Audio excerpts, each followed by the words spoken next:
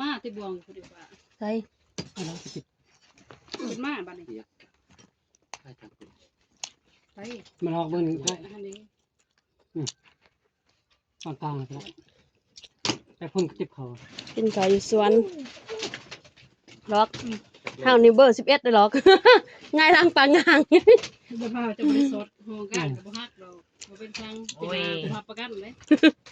มาฮักดอกภายในปีนี้นี่ อืม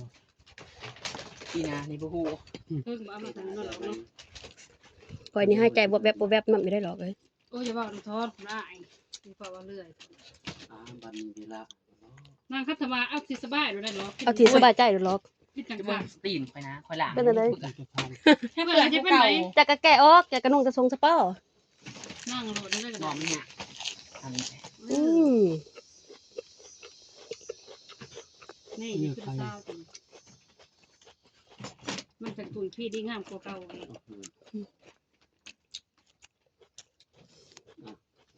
พูดแห้งไกลจนไปเก่าต่อข้างว่านนี่หมดเลยมันกินข้าวงาเกี่ยวงามบ่รู้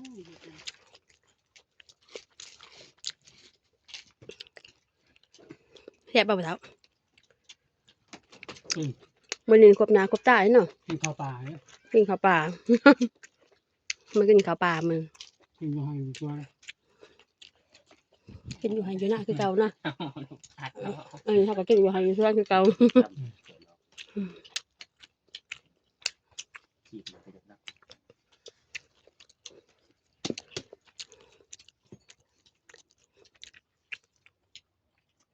ฉันจะย่ำอยู่ไม่ย่ำเห็ด น้ำเห็ดก็เห็นกันหั่นแหละ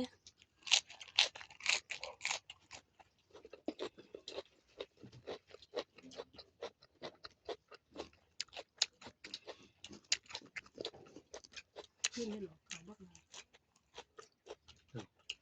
จะพันกันซาพันเมื่อจะเห็ดแม่จะคิดว่าคนต้มไปต้มสีต้มช่างนี่เลยจะตุ้ยซาแปลงผ้ากิน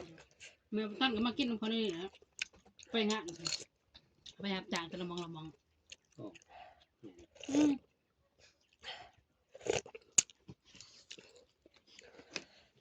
ลกมันทุกท่านมันว่าโอ้